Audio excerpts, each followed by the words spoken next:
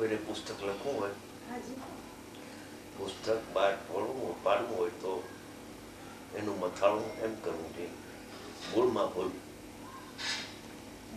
મૂળમાં ભૂલ. પછી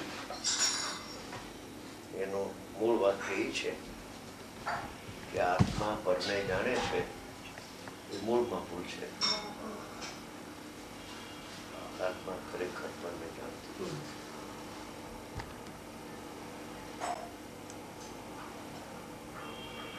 કે આત્મા છે એક નાયક છે.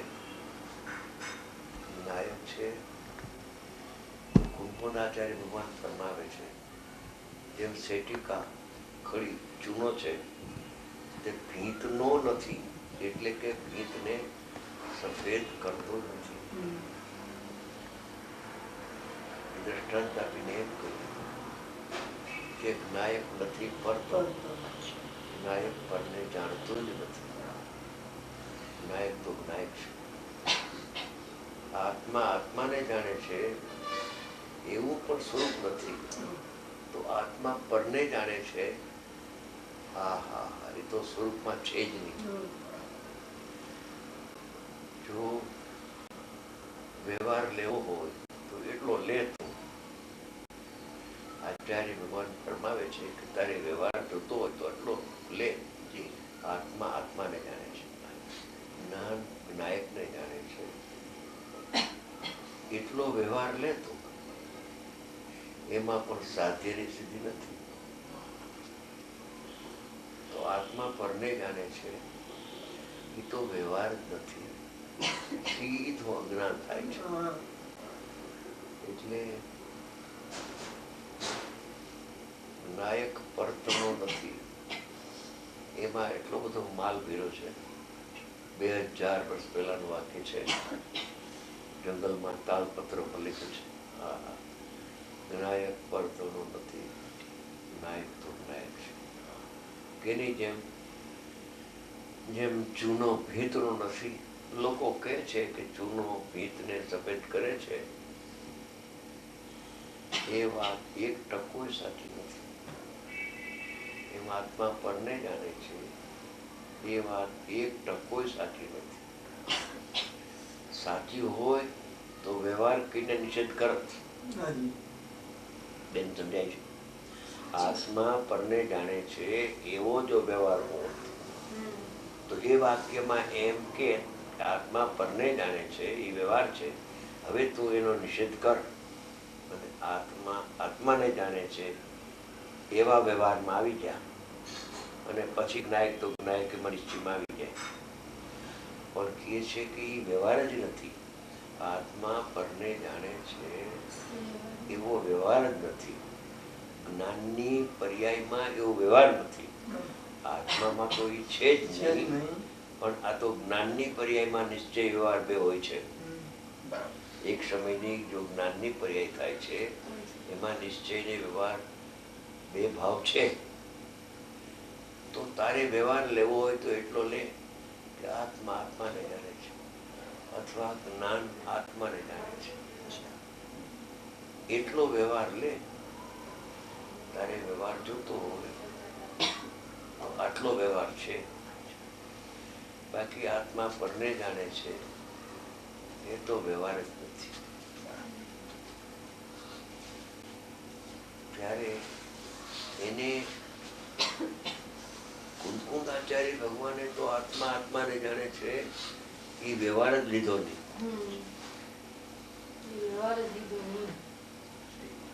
ઓલી વાત તો ટચ જ ન કરી. આત્મા પરને જાણે છે એ વાત તો એજન્ડા ઉપરથી કાઢી નાખી, અને આત્મા આત્માને જાણે છે એ વાત લીધી નહીં.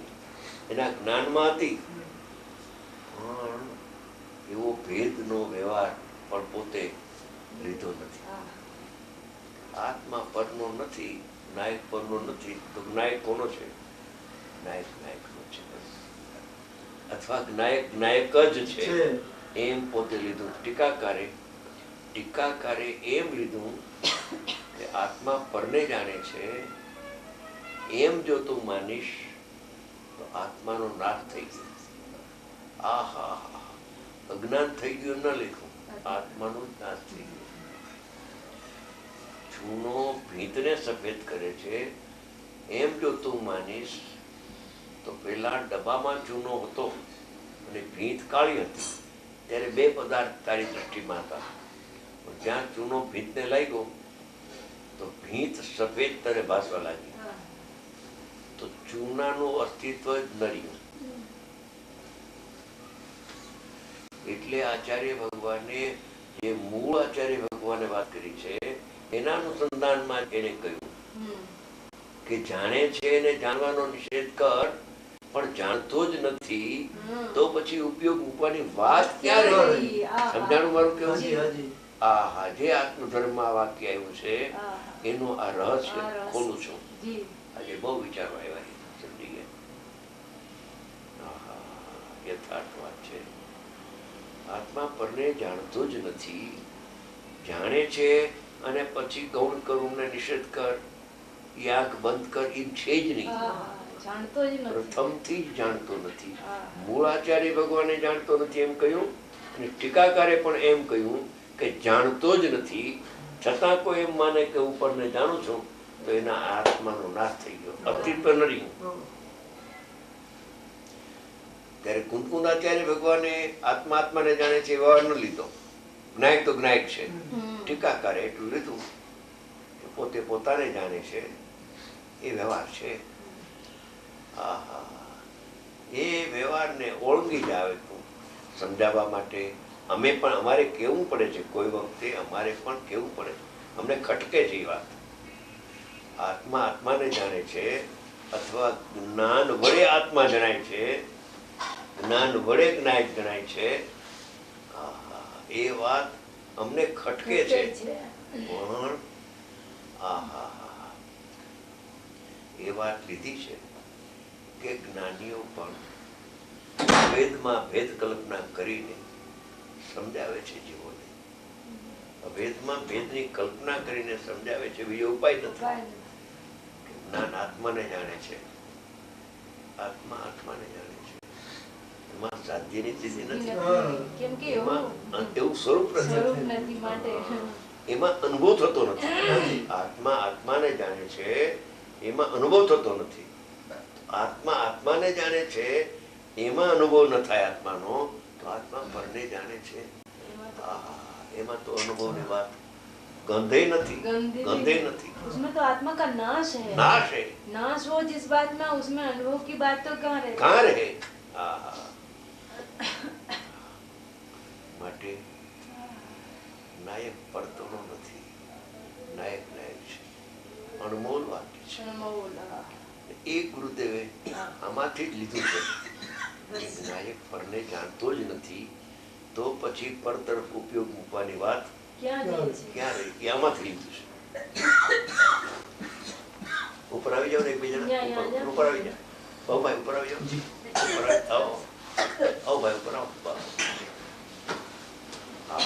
આ ગુરુદેવે જે લીધું આત્મધર્મમાં, આત્મા પરને જાણતો જ નથી પછી પર તરફ ઉપયોગ મૂકવાની વાત ક્યાં રહી?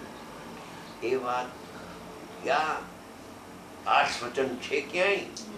જ્ઞાનીનું વચન છે, કોઈ ધર્માત્મા આચાર્યનું વચન છે કે હા જોઈ લે છે ટીકા ટીકા જોઈ લે. તારી નજર નથી પડતી પણ છે એમાં લખેલું. આ સારી વાત કરી.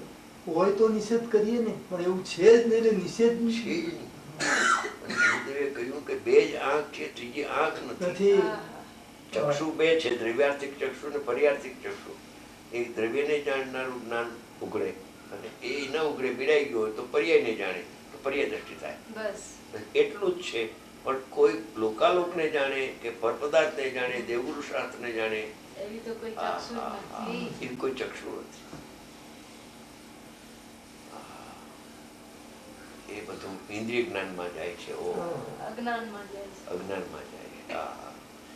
ગજબની વાત છે. કોક પામે છે વિરલા, એનું કારણ આ છે. બહુ ગહન છે. મૂળમાં ભૂલ જો લખવું તો આટલું લખો. આત્મા પરને જાણે છે એમ માને છે, એ મૂળમાં ભૂલ.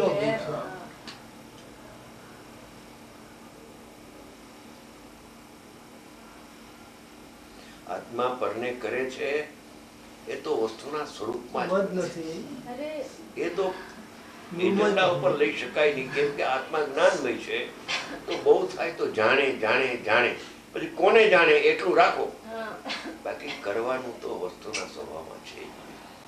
ચક્ષુ છે એ દ્રશ્ય પદાર્થને દેખે દૂર રહીને, પણ કરે ને વેદે એ ચક્ષુમાં નથી, એમાં જ્ઞાન ચક્ષુ છે.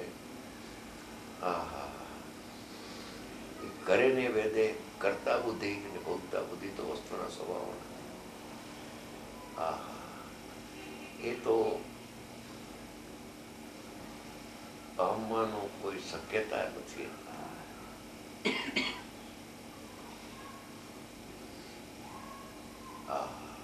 નાયક પરતનો નથી.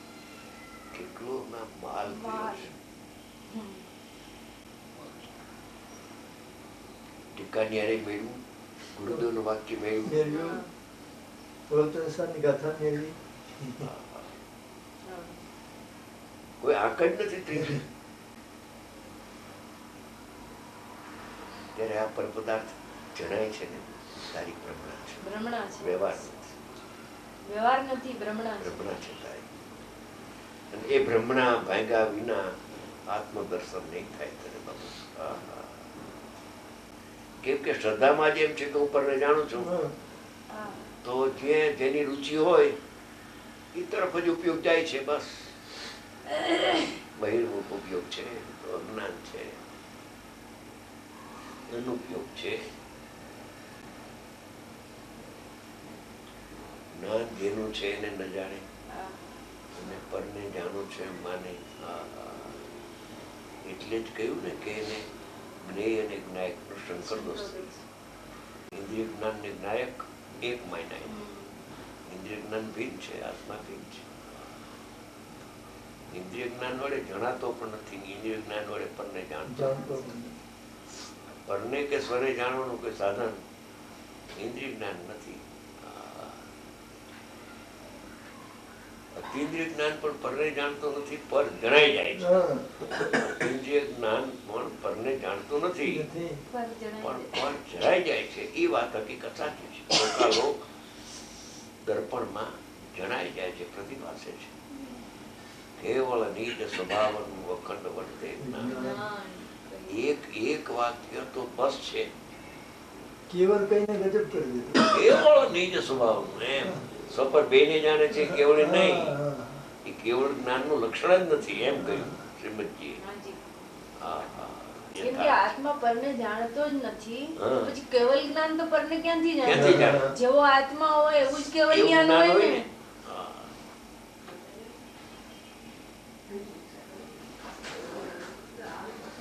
નાયક પરતનો નથી. 2000 વર્ષ પહેલા કલમ ચલાવી, 7મા અનુષ્ઠાનની નિર્વિકલ્પ ધ્યાનમાંથી નીકળીને છઠ્ઠે ભાઈ સુખી છે. જો જાય છે કોઈ પૂછો તો ખરા, મને આમ નાયક નાયક છે. એમાંથી કાઢ્યું નાયક નાયક છે, એમાંથી વ્યવહાર કાઢ્યો કે આત્મા આત્માને જાણે છે. એવું સ્વસ્વામી સંબંધ નો વ્યવહાર, એમાં સાધ્યની સિદ્ધિ નથી.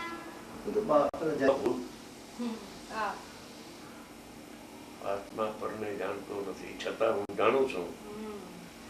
એ અસાધારણ અક્ષમ્ય ભૂલ છે. અરે સાધક પરને જાણે છે એમ કહ્યું, પણ જાણતો નથી, પણ જણાય છે. જણાય છે ને સમજાવવા માટે ઉપદેશ બોધમાં એમ કહેવાય. કેવળી લોકાલોકને જાણે. સાધક છે ઉપસમનુસાર પરને જાણે છે. ઉપદેશ બોધનું વાક્ય છે. સિદ્ધાંત બોધમાં તો જ્ઞેય જ્ઞાનમાં જણાઈ જાય છે. જ્ઞાન જ્ઞેયને જાણવા જતો નથી, જ્ઞેય જ્ઞાનમાં આવતા નથી. જ્ઞેય જ્ઞાન જ્ઞેયની સન્મુખ થતું નથી. નાયક પરતનો